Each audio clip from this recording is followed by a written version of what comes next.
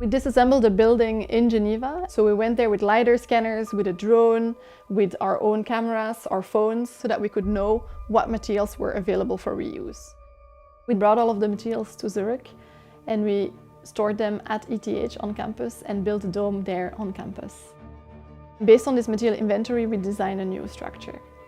We applied computational design algorithms so that we could optimize the materials that we had towards the new design.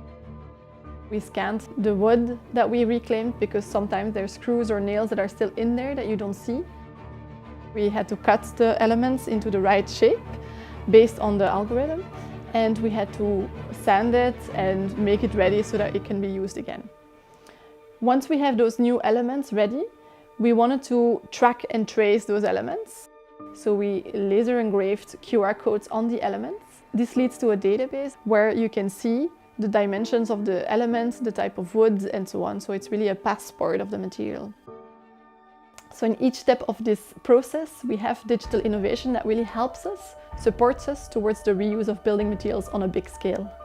The bigger aim of what we do is not just to have fun with digital innovation, but really use it for a purpose. And our purpose is really to lower greenhouse gas emissions, to lower waste generation, and to lower resource depletion.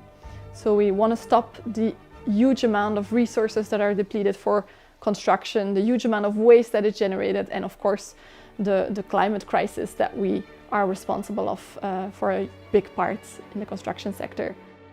We don't only design for reuse, we don't only make sure that we go and track and trace our materials after they get disassembled, but we also make sure that all of the things that we build are made with reused materials that would otherwise have gone to waste.